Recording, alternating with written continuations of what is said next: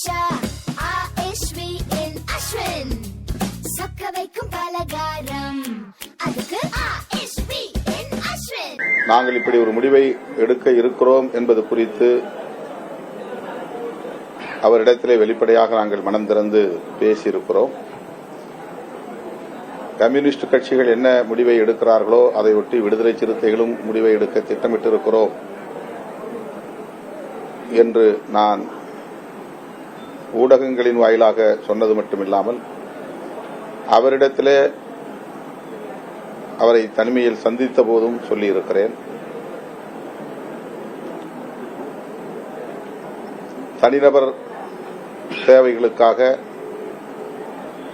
எந்த முடிவையும் நாங்கள் மேற்கொள்ள மாட்டோம் என்பதை உணர்த்துவதற்காகத்தான் கம்யூனிஸ்ட் கட்சிகள் என்ன முடிவை எடுக்கின்றனவோ அந்த முடிவை ஒட்டி எங்கள் முடிவும் இருக்கும் என்று கூறினோம். அப்போது அண்ணன் ஸ்டாலின் அவர்களோ அன்பு இளவல் உதயநிதி ஸ்டாலின் அவர்களோ அதை எதிராக பார்க்கவில்லை. இந்த சூழலுக்கேற்ப நீங்கள் எடுக்கிற முடிவை என்ன முடிவாக இருந்தாலும் அந்த முடிவை நடைமுறைப்படுத்துங்கள் என்றுதான் கூறினார்கள். ஆகவே அவருடைய கவனத்திற்கு எடுத்துச் சென்ற பிறகுதான் இந்த முடிவை நோக்கி நாங்கள் நகர்ந்திருக்கிறோம். வெளிப்படையாக தவேக தரப்பில் இந்திய யூனியன் முஸ்லீம் லீக்கும் விடுதலை சிறுத்தைகள் கட்சியும் அமைச்சரவையில் இடம்பெற வேண்டும் என்று அழைப்பு விடுக்கப்பட்டது. அதன் பின்னர் இயக்கத் தோழர்கள், குறிப்பாக முன்னணி பொறுப்பாளர்கள் மீண்டும் இது குறித்து கலந்து பேச வேண்டும் என்று விரும்பினார்கள். 8ஆம் தேதி இரவு நடந்த உயர்நிலைக்குழு கூட்டத்தில் பெரும்பான்மையான தோழர்கள் 32 பேரில் ஒரு சிலரை தவிர பெரும்பான்மையான தோழர்கள் ஆதரவு நல்குவது என்று முடிவெடுத்துவிட்ட பிறகு அமைச்சரவையில் இடம்பெறுவதுதான் சரியாக இருக்கும் என்ற கருத்தை முன்வைத்தார்கள். ஆனாலும் நான் கட்சியின் தலைவர் என்கிற முறையில் பொதுச் செயலாளர்களோடு மீண்டும் பேசிவிட்டுத்தான் முடிவை எடுப்பேன். அந்த முடிவு என்னவாக இருந்தாலும் நீங்கள் ஏற்றுக்கொள்ள வேண்டும் என்று அந்த இணைய வழி உயர்நிலைக்குழு கலந்தாய்வு கூட்டத்தில் கூறியிருந்தேன். அதன்படி 9ஆம் தேதி நண்பகல் வேளையில்தான் நாங்கள் 3 பேரும் ஓரிடத்திலே சேர்ந்து பேசுவதற்கான சூழல் உருவானது. அதேபோல வெளியூர்களில் இருந்து சட்டமன்ற உறுப்பினர்களும் நண்பகல் 1 மணிக்கு மேல்தான் வந்து சேர்ந்தார்கள். அந்த கூட்டத்திலும் கூட அமைச்சரவையில் இடம்பெற வேண்டும் என்ற கருத்து மேலோங்கியது என்றாலும் நான் வெளியிலிருந்து ஆதரவு நல்குவது என்பதை வலியுறுத்திய நிலையில் 2 பொதுச் செயலாளர்களும் அதற்கு உடன்பட்டுத்தான் 9ஆம் தேதி 4:45 மணியளவில் எமது கட்சியின் தலைமையகத்தில் நான் ஊடகவியலாளர்களை சந்தித்த போது ஆட்சி அமைப்பதற்காக மட்டுமே எங்கள் ஆதரவை நல்குகிறோம் என்ற கருத்தை பதிவு செய்தேன்.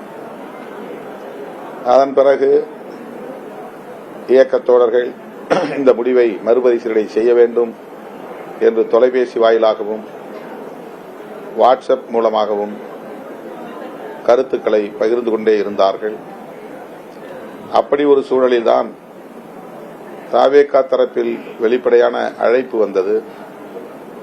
அந்த அழைப்பை மறுதலிக்க கூடாது, தவிர்க்கக்கூடாது, அமைச்சரவையில் இடம்பெற வேண்டும் என்ற கருத்து மீண்டும் மேலோங்கியது.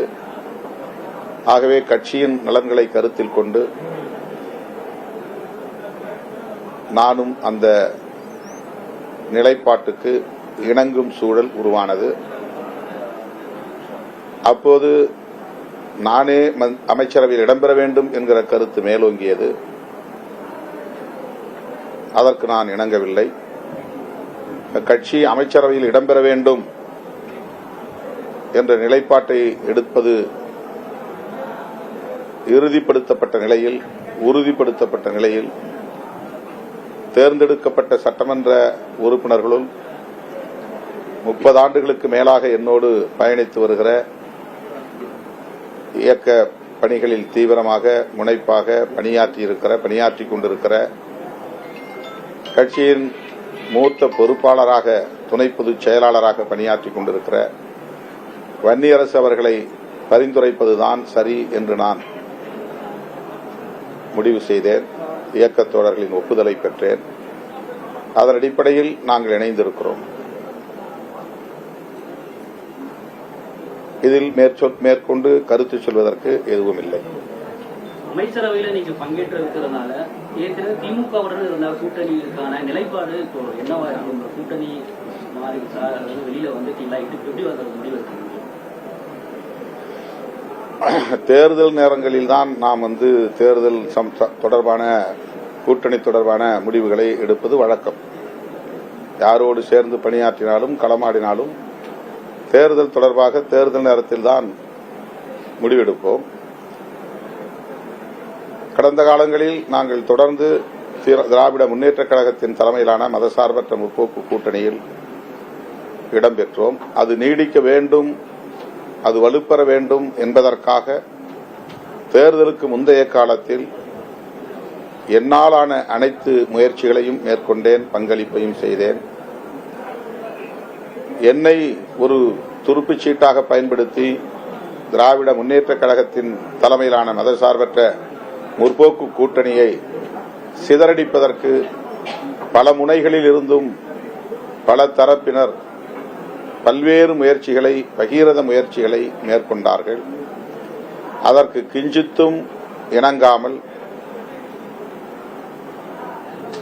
நான் உறுதியாக நின்று திராவிட முன்னேற்றக் கழகத்தின் தலைமையிலான மதசார்பற்ற முற்போக்கு கூட்டணியை பலவீனப்படுத்த ஒருபோதும் நான் இடம் தர மாட்டேன் என்பதை நடைமுறைப்படுத்தி காட்டினேன்.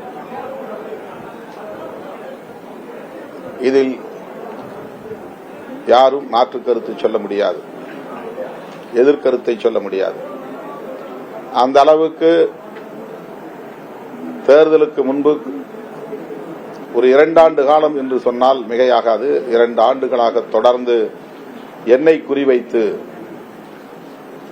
சமூக ஊடகங்களில் விவாதித்தார்கள். என்னை குறிவைத்து சாதிய மதவாத சக்திகள் காய்களை நகர்த்தினார்கள், எமது உணர்ச்சிகளை தூண்டினார்கள், திட்டமிட்ட அவதூறுகளை பரப்பினார்கள், ஆத்திரமூட்டினார்கள். எதற்கும் நாங்கள் மசியவில்லை, இணங்கவில்லை. திமுக கூட்டணி வலுவாக இருக்க வேண்டும், மீண்டும் வெற்றி பெற வேண்டும் என்பதற்காக எந்த அளவுக்கு திமுக தலைவருக்கு என்னால் உறுதுணையாக இருக்க முடியுமோ அந்த அளவுக்கு நான் உறுதுணையாக இருந்திருக்கிறேன். அதன் பின்னர் இந்த கூட்டணியை, தேர்தல் முடிவுகளுக்கு பின்னர் இந்த கூட்டணியை என்னால்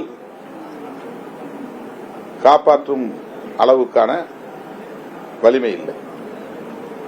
காங்கிரஸ் எடுத்த முடிவை தடுக்கிற வலிமை எனக்கு இல்லை. கம்யூனிஸ்ட் கட்சிகள் எடுத்த முடிவை நிறுத்த எனக்கு வலிமை இல்லை. அதேபோல இந்திய யூனியன் முஸ்லீம் லீக் கட்சியின் நிலைப்பாட்டுக்குள் என்னால் தலையீடு செய்ய முடியாது. இன்றைக்கு சமூக ஊடகங்களில் விவாதிக்கக்கூடியவர்கள் மீண்டும் என்னை மட்டுமே குறிவைத்து கடுமையான விமர்சனங்களை, அவதூறு கணைகளை ஏவுவது ஏன் என்று என்னால் விளங்கிக் கொள்ள முடியவில்லை. தேர்தலுக்கு முன்னால் அந்த கூட்டணியை காப்பாற்றுவதற்கு என் வலிமைக்கேற்ப என்னுடைய முயற்சிகளை நான் மேற்கொண்டிருக்கிறேன். என்னையே ஒரு ஆயுதமாக பயன்படுத்தி, என்னையே ஒரு கருவியாக பயன்படுத்தி அந்த கூட்டணியை பலவீனப்படுத்துவதற்கு மேற்கொள்ளப்பட்ட அனைத்து முயற்சிகளையும், சதி முயற்சிகளையும் நான் முறியடித்திருக்கிறேன். தேர்தலுக்கு பின்னர் அந்த கூட்டணியை கட்டுக்கோப்பாக வைத்திருப்பதற்கு, காப்பதற்கு, பாதுகாப்பதற்கு எனக்கு எந்த முகாந்திரமும் இல்லை. நான் கூட்டணி தலைவராக இல்லை, அல்லது கூட்டணி கட்சிகளை காப்பாற்றுகிற அளவுக்கான ஆளுமை பெற்றவனாகவும் இல்லை.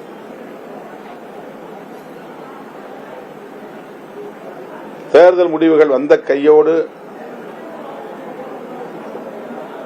காங்கிரஸ் எடுத்த முடிவு, அதனையொட்டி அடுத்து நிகழ்ந்த அரசியல் காட்சிகள், இவையெல்லாம் நேர்மையாக சிந்திக்கக்கூடிய அனைவருக்கும் என்ன என்பது தெரியும். நாங்கள் அவசரப்பட்டு விடவில்லை, அவசரப்படுத்தினார்கள். நாங்கள் உணர்ச்சி வயப்பட்டு விடவில்லை, உணர்ச்சியை தூண்டினார்கள். எங்கள் கட்சிக்கு ஒரு வரைமுறை இருக்கிறது.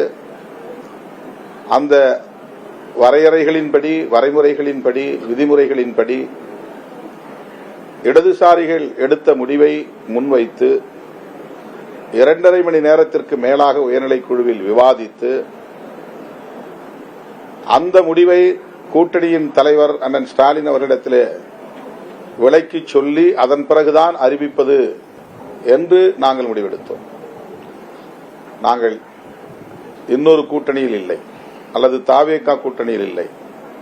ஆதரவு நல்குவதாக இருந்தாலும் அல்லது முடியாது என்பதாக இருந்தாலும் அது எங்களுக்கான சுதந்திரம், எங்களுக்கான உரிமை, எங்களுக்கான அதிகாரம் அது.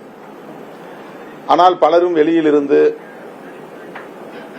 இவர் ஏன் தாமதப்படுத்துகிறார், தாமதத்திற்கு இதுதான் காரணமா என்றெல்லாம் ஆளாளுக்கு அவரவர் யூகங்களின் அடிப்படையில் மனம் போன போக்கில் எங்களுக்கு எதிரான அவதூறுகளை பரப்பினார்கள். அதேபோல இன்றைக்கும் எங்களுக்கு எதிரான அவதூறுகளை பரப்புகிறார்கள். இந்த விமர்சனங்களுக்கு என்னால் இந்த சூழலில் பதில் சொல்ல இயலாது. எங்கள் நேர்மையையோ எங்கள் அரசியல் தூய்மையையோ களங்கப்படுத்த யாருக்கும் உரிமை இல்லை.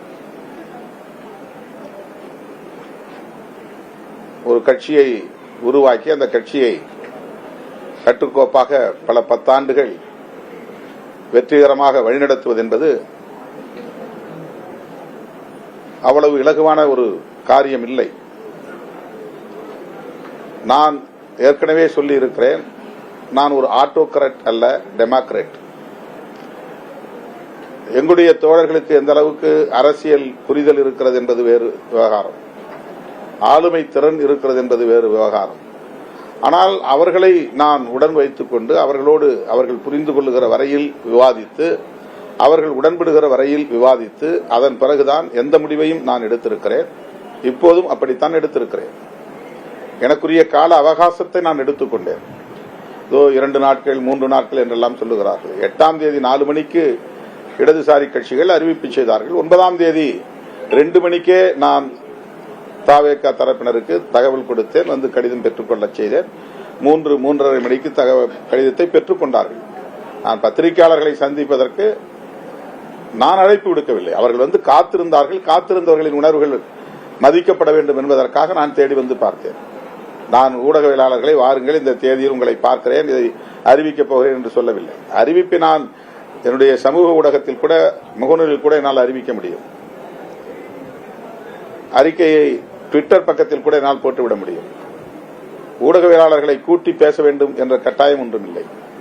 ஆனால் காலை 10 மணியிலிருந்தே தலைமையகத்தில் வந்து அமர்ந்து கொண்ட நிலையில் அந்த ஊடகவியலாளர்களை நாம் அவமதித்துவிடக் கூடாது, காத்திருக்கிறார்கள் என்பதற்காக நான் 4:45 மணிக்கு அங்கு வந்து சேர்ந்தேன். எங்கள் நிலைப்பாட்டை சொன்னேன்.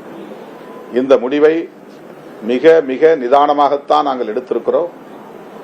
எங்கள் மதசார்பற்ற முற்போக்கு கூட்டணியின் தலைவர் அண்ணன் ஸ்டாலின் அவர்களின் கவனத்திற்கு கொண்டு சென்று அவருடைய வாழ்த்துக்களோடுதான் அல்லது ஆதரவோடுதான் அல்லது இசைவோடுதான் இந்த ஆதரவை நாங்கள் ஆட்சி அமைப்பதற்காக, குடியரசுத் தலைவர் ஆட்சி வந்துவிடக்கூடாது, அதை தடுப்பதற்காக வழங்குகிறோம் என்று அறிவித்துவிட்டுத்தான் வழங்கியிருக்கிறோம். இல்லை, நீங்கள் அப்படி செய்யக்கூடாது என்று எந்த இடத்திலும் அவர் சொல்லவில்லை. இருக்கிற அரசியல் சூழலை அவருக்கு இருக்கிற அரசியல் பக்குவத்தின் அடிப்படையில் புரிந்து கொண்டு 5ஆம் தேதியே எங்கள் அனைவரையும் அழைத்து நாம் எல்லோரும் ஒற்றுமையாக இருந்து செயல்படுவோம், அவர் ஆட்சி அமைப்பதற்கு இடையூறாக நாம் இருக்க வேண்டியதில்லை என்ற கருத்தை சொன்னார். அதுதான் அவருடைய பக்குவம், அவரது அரசியல் முதிர்ச்சி. ஆகவே எங்கள் அரசியல் நேர்மையை அல்லது கூட்டணிக்கு நாங்கள் எந்த அளவுக்கு உற்ற துணையாக இருந்திருக்கிறோம் என்கிற அந்த நம்பகத்தன்மையை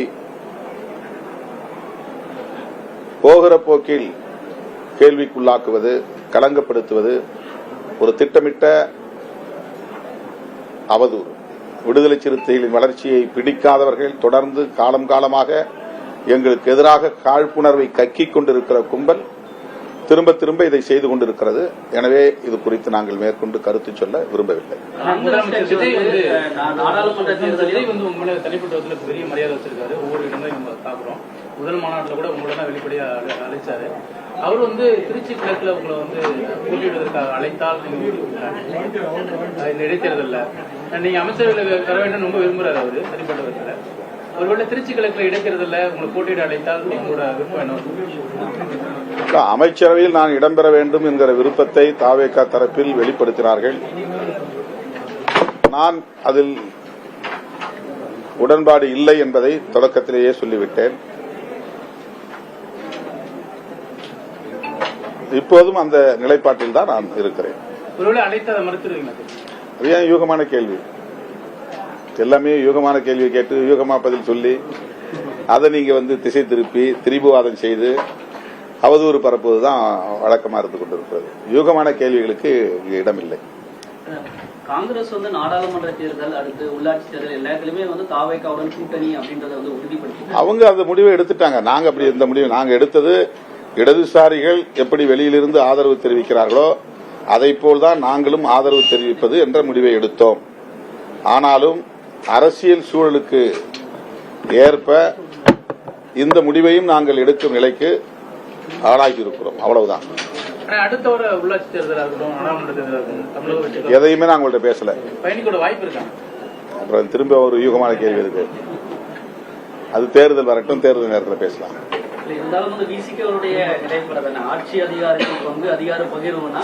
அதை சொல்லிதான் எங்க தோழர்கள் மீண்டும் அந்த அமைச்சரவையில சேரணுங்கிற கருத்தை அந்த விவாதத்தை மீண்டும் தொடங்கினாங்க. நீங்க அதிகார பகிர்வுங்கிறது பல ஆண்டுகளா சொல்லிக்கிட்டு இருக்கிறீங்க. இப்போ ஒரு கோயலிஷன், அதாவது ஒரு கூட்டணி ஆட்சி முறை இங்க காலத்தின் கட்டாயம் உருவாகி இருக்கிறது. நான் என்னுடைய தேர்தல் முடிவு வெளியான உடனே என்னுடைய அறிக்கையில் அதான் சொன்னேன். தமிழக மக்கள் கூட்டணி ஆட்சி முறையை இன்றைக்கு விரும்புகிறார்கள் என்பதுதான் இந்த முடிவில் இருந்து தெரிய வருகிறது என்ற கருத்தை நான் பதிவு செய்தேன். எனவே தலைவர் சொன்னதை நடைமுறைப்படுத்துங்கள் என்று எங்கள் இயக்கத்தின் முன்னணி பொறுப்பாளர்கள் அந்த விவாதத்தை மறுபடியும் தொடங்கி கட்சியின் முடிவுக்கு தலைமை கட்டுப்படுவதும் ஒரு ஜனநாயகத்தின் ஒரு அம்சம்தான். எப்படி தலைவர் எடுக்கிற முடிவை கட்சி கட்டுப்பட்டு நடைமுறைப்படுத்துகிறதோ அதே போல கட்சியில் உள்ள பெரும்பான்மையான தோழர்கள் எடுக்கிற முடிவுக்கு தலைமை உடன்படுவது என்பதும் ஜனநாயக கூறுகளுள் ஒன்று. ஆக கட்சியில் உள்ள பெரும்பாலானோர் இந்த அமைச்சரவையில் இடம்பெற வேண்டும், அதுவும் கட்சி தலைவராகிய நீங்களே இடம்பெற வேண்டும் என்று வலியுறுத்திய போது தனிப்பட்ட முறையில் என் தொடர்பான முடிவை நான் வலுவாக எடுக்க முடியும். கட்சி தொடர்பான முடிவை மறுதலித்து என் முடிவை திணிப்பது என்பது ஜனநாயகமாக இருக்க முடியாது. ஆகவே கட்சியின் பெரும்பாலான தோழர்கள் அமைச்சரவையில் இடம்பெறுவது என்பது காலத்தின் கட்டாயம். இதுவரையில் தமிழக அரசியல் களத்தில் கூட்டணி ஆட்சி முறை உருவானதில்லை, அது முதல் வாய்ப்பு. இதுவரையில் ஒரு அம்பேத்கர் இயக்கம் அமைச்சரவையில் பங்கேற்பதற்கான ஒரு வாய்ப்பு உருவாகவில்லை, இப்போது உருவாகி இருக்கிறது. இது இரண்டாவது ஒரு மாற்றம். இதை உங்களுடைய ஈகோவுக்காக, அதாவது தனிப்பட்ட முறையிலே தலைவர் அமைச்சர்கள் இடம்பெற வேண்டாம் என்று எடுத்திருக்கிற அந்த முடிவுக்காக இந்த வாய்ப்பை மறுதளிப்பது ஏற்புடையது அல்ல என்ற கருத்தை முன்னணி பொறுப்பாளர்கள் பலரும் வற்புறுத்திய நிலையில் இந்த நேரத்தில் கட்சிக்கு கட்டுப்படுவது என்னுடைய பொறுப்பு. தேர்தல் அரசியலே வேண்டாம் என்று நான் இருந்த காலத்தில் 1999 தேர்தல் அரசியலில் ஈடுபட வேண்டும் என்று பெரும்பாலான தோழர்கள் சொன்னபோது நான் சில மாதங்கள் வரையில் அதை தள்ளி போட்டேன். பொறுமையாக உணர்ச்சி வயப்பட்டு முடிவெடுக்க வேண்டாம், நாம் தேர்தல் அரசியல் ஈடுபட வேண்டாம் என்று 10 ஆண்டு காலம் தேர்தல் அரசியல் வேண்டாம் என்று இருந்த இந்த இயக்கம் 10 ஆண்டுகள் கழித்து தேர்தலில் ஈடுபட வேண்டும் என்ற கருத்தை முன்வைத்த போது உடனடியாக அதை என்னால் ஏற்றுக்கொள்ள முடியாமல் சில மாதங்கள் தள்ளி போட்டு மீண்டும் மீண்டும் பேசித்தான் கட்சி எடுத்த முடிவை நான் ஏற்றுக்கொண்டேன். அதேபோல இன்றைக்கும் கட்சியில் உள்ள பெரும்பாலான தோழர்கள் எடுத்த முடிவுதான் கட்சி முடிவு. எனக்கு வெளியிலிருந்து ஆதரவு அளிப்பது என்பதுதான் விருப்பம், அதுதான் என்னுடைய தனிப்பட்ட முடிவு. ஆனால் கட்சி அதை தாண்டி சிந்திக்கிற போது கட்சியின் முடிவுக்கு கட்டுப்பட வேண்டியது கட்சியின் தலைவராக இருந்தாலும் கட்சியின் உறுப்பினர் என்கிற அந்த நிலையிலிருந்து, நானும் ஒரு உறுப்பினர் என்கிற நிலையிலிருந்து அந்த முடிவுக்கு நான் இணங்கி இருக்கிறேன். அவ்வளவுதான். சார், தமிழ்நாடு முழுக்க விடுதலை சிறுத்தைகள் தோழர்கள் பெரிய அளவு கொண்டாடுறாங்க அந்த அமைச்சரவையோட இடமாற்றம் குறித்து. அவங்களோட குரலை தான் நீங்க அதை சம்பந்தப்படுத்தீங்க. அதே மாதிரி உள்ளாட்சி தேர்தலையும் பங்கு பெறலாம் அப்படின்னு அவங்களோட விருப்பம் என்ன? உள்ளாட்சி தேர்தல் வரட்டும். திமுக தலைமையில் ஏதாவது இயக்கங்களுக்கோ போராட்டங்களுக்கோ நடைபெறும் இருக்கா? அதுல உங்களுடைய பங்களிப்பு, டிஜிட்டல் பங்களிப்பு எப்படி இருக்கும்? மதச்சார்பற்ற இதெல்லாம் அந்த சூழல்ல கேள்வி கேளுங்க. நன்றி.